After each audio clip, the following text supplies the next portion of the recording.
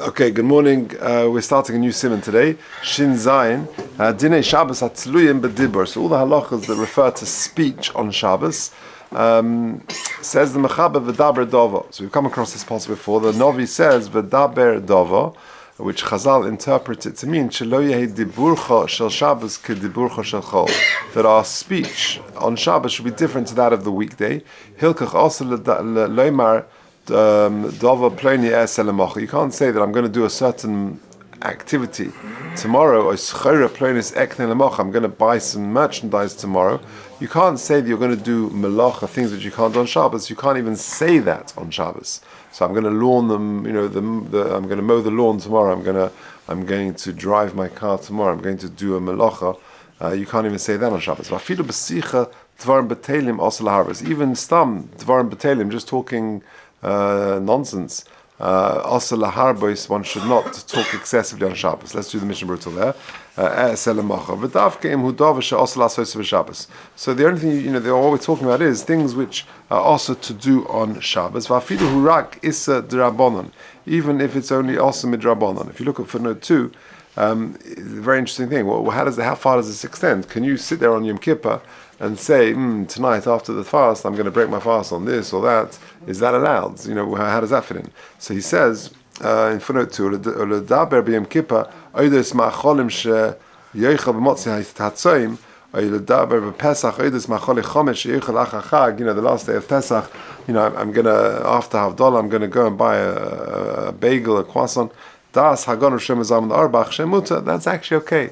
To say on Yom Kippur, I'm going to eat this on Motzei Yom Kippur, I'm going to eat this chometz on Motzei Pesach, that's okay. So what's the difference? The whole issue over here is you got to think that everything has come to a stop now. There's a rest. All my work is done, and I'm just switched off from anything which is asa, and therefore I can't even talk about it. And therefore, Asru Chazal gam ledaber b'melacha she'asa la'asos b'Shabbos. I can't even talk about melacha which is asa. Sha'adibur atzma nechshev k'melacha, because the talk itself is considered like a melacha. V'lekach le'asru ledaber b'nyonei achila she'lo shaykh b'zeh eni melacha. And therefore, talking about various food items on Pesach or on Yom Kippur, that's not a problem. That's not caught by this. It's specific to Shabbos that you've got to feel that everything is complete and done, and therefore even your speech should reflect that. Okay, continuing the Mishnah Berurah. Yesh shekasu dafidu devar mitzvah kagoin ksiva sefer Torah v'chayagavna also lema e'esel lemachal. To say that I'm going to write some letters in the Sefer Torah, even that you shouldn't say. Avabeli Rabbi v'chein b'mayim Mordechai v'Bar Yosef cholkim aleim v'soivrim. The kol ledvar mitzvah shar, that if it has a mitzvah purpose, then it would be okay. If there's no real need, then best to be machmer and avoid saying even a malacha for a mitzvah purpose. If you're worried that you might not get around to it, then it's okay. It's like a neder, and that will encourage you to do it. Now, also you can't hold back a non-Jewish person who owes you money on Shabbos. That's a weekday activity, and therefore to try and get your money back by restraining this person who owes you money, you should not do. But you can afterwards say to the shofet, why didn't you hold him back? He owed me money. Why didn't you do it? And that will put him on notice that if this fellow comes back to town and he's around next Shabbos, then the judge or the policeman or whatever will know to do that. If you've got a chayv, a debt with some sort of oppressor, and you know that on Shabbos this guy is going to be out of town, he's going to leave town, then he won't come back. You're allowed to tell the officer he should pay you back. Because there you're going to lose out. This guy is leaving town, then you're going to lose money. So that they allow. So you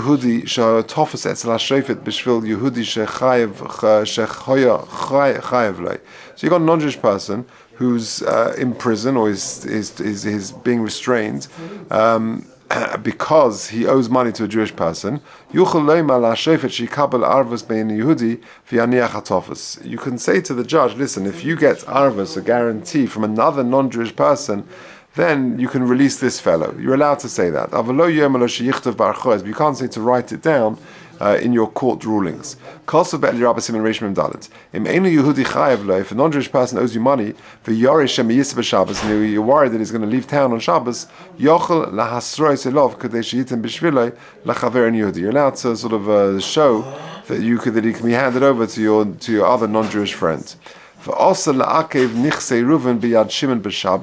And you can't be ma'akev nichsei Reuven biyad Shimon b'Shabbos. What does that refer to? So if you look at footnote number 5, he explains, Kavnosa l'mashe kos b'shashuv's marshtam. This is the ma'isa tshuva of the marshtam in Choshen Mishpat. Shimon chayev momen Levi. Shimon owes money to Levi. She also leReuven baldina shel Levi. So Reuven, who's the baldin of Levi, is thinking, great, Shimon owes him money. And that way, if Shimon pays him the money, I'm okay, because I'm the baldin of Levi. I want Levi to have lots of money so I can litigate with him. It would be then levakish mishimon sheyakvu biyodeh hamomen hazeh ad sheizbar din shel Reuven im Levi. We're trying to hold up the money that actually is bared dinner shel Reuven im Levi until you've sorted that out. So that's what it means in the Mishnah Berurah. Also la'akev nichsei Reuven biyad Shimon b'Shabbos, that you can't try and engineer that situation so that my baldin is going to have lots of money so that I can happily litigate with him. Okay, so carrying on the Ramah. Uvnei Adam she'sipur shmuos v'divrei chidushim hu oineg lohem. You get people who they like schmoozing, they like telling stories and chidushim, news and things like that. For those people who like talking about the news and politics or whatever, then they're allowed to talk that on Shabbos, because for them that's their onig Shabbos. But if it's not your particular onig Shabbos, then you can't even talk to them if it's it entertains them. Then you shouldn't do that either. Says the Mishnah Berurah, Dvarim B'Teilim Hainu. With this type of speech, he's not talking about any melachas or anything which is forbidden on Shabbos. And there's nothing osir about it. There's no ganai, disparaging talk, or kalas reish, or light-headed, talk. Because if that were the case, then even that would be osir, even a little bit. So we're talking about some, power of things, talking about, politics. Oineg lohem, and for those people it's an oineg. But if it's going to cause you distress, then you can't talk about it, which is important to know that. If there are certain news items, sadly, especially nowadays, which can cause a person distress, you shouldn't talk about that if it causes you distress on Shabbos. So for those people who like talking about these divrei shmuos and chidushim, then mutter, you're allowed to talk about it. But still, in moderation, not too much. Even things which are oineg gomor, sleeping, eating, drinking, even that needs to be in moderation.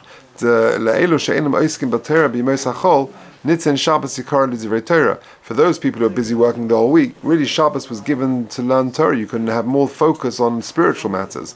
Even people who are sitting and learning the whole week, okay, their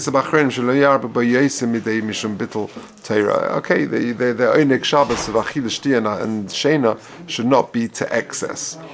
Number 7, we're talking about learning on Shabbos. He says, number 7, a very powerful thing, of a geidel malis limud Torah b'Shabbos, for everybody, whether you're a Talmid Chacham who learns the whole week, or whether you're a Balabos who has less time, still the importance of learning Shabbos is huge. Omar Chovetz Chaim. There is this concept that any mitzvah that you do on Shabbos is it's like a Powerball, they have in the lotteries. It's many times, manifold many times, and it's shekula katariag mitzvahs. So it's times 613. And according to the Gan, even one letter of Torah is considered a mitzvah.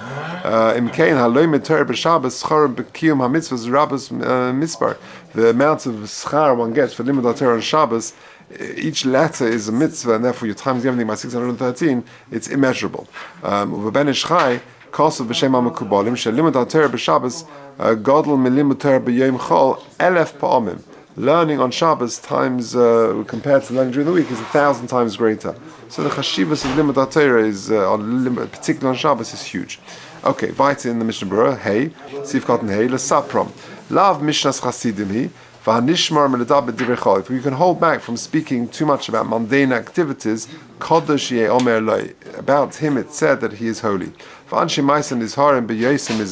Men of stature are very particular about this. They even essential matters they would try and only speak in Lashon HaKodesh. It's like a geder, offense that you won't come to speak to Dvarim B'Teilim. Issa b'shlo. The Shlo writes, Kibalti,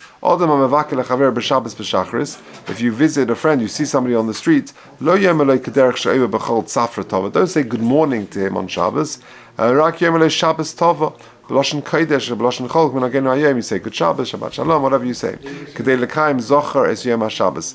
That could be a kiyum of zocher es yom HaShabbos. That's the famous Rabbi Kiva. He brings it in the footnote. Okay.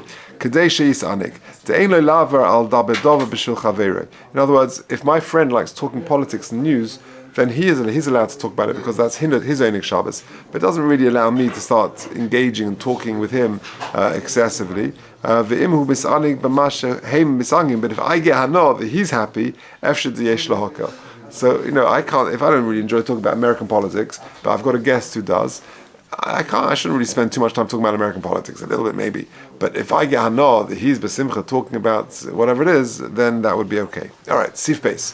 Also, liskar po'alim. You're not allowed to hire workers on Shabbos. Nor to tell a non-Jewish person, can you hire workers for me? Even though I don't need that melacha Shabbos, even though I only need the work done after Shabbos, I can't do it. Because this is the rule. Anything which I can't do on Shabbos, also I can't tell a non-Jewish person to do. That's the default rule regarding Amir and Akum. Also, even to tell him before Shabbos that he should do this is even that is also. Let's just do the Mishnah Berurah till there. Sif Cotton Zayin. Sif Zeh v'chein asifim zelekaman mashe osu mishum mimtzoi chefzecha. These are caught by the words in Novi of mimtzoi chefzecha. For me to tell the non-Jewish workers to be ready for Sunday morning or whatever it is, that is caught by mimtzoi chefzecha. I should be doing cheftzei shemayim, not my own chafetzim, not my own needs. Because this is included in your own personal needs. I can't get this person to hire workers. And so to any other forbidden activity on Shabbos. Also, but if it's a minhag or if it's a chumrah, then then I can tell the non-Jewish person to do that on Shabbos.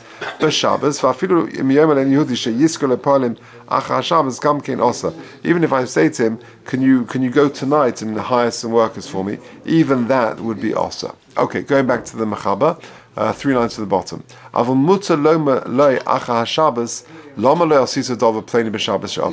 tell him to do this on Shabbos, or even before Shabbos to do this on Shabbos. But after Shabbos, I can say to him, hey, why didn't you do this?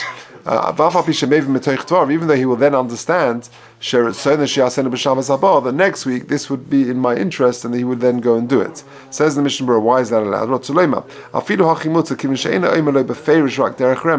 Because that's a hint. Why didn't you do this? I'm not instructing him, and therefore it's such a sort of a subtle hint that's allowed. That's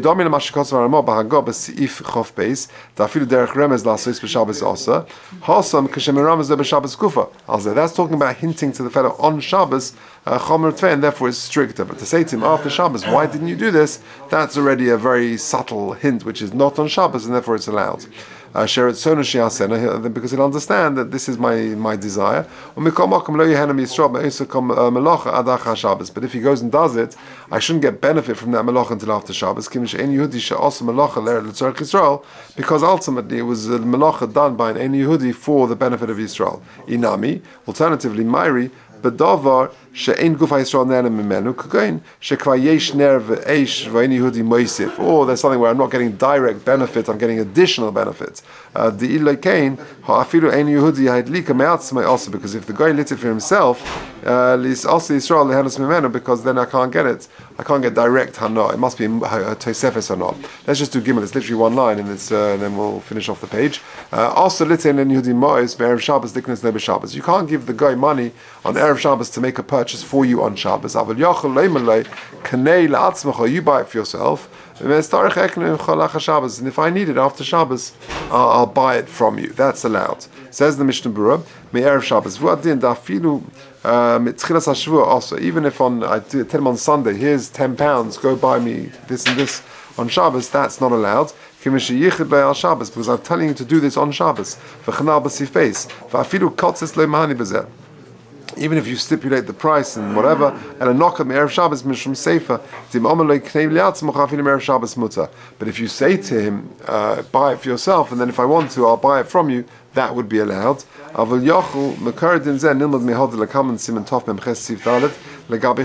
source of this actually is learned regarding chometz. Even if you promise him that you buy this on Shabbos, the paper, let's say I want the newspaper on Shabbos, and then I'll buy it from you on Motzei Shabbos, and you promise him you'll do that, still gam kein mutter, given to achshav kein el-atza, because l'maisa right now he's buying it for himself and is not buying it for you, and therefore that would be okay. All right.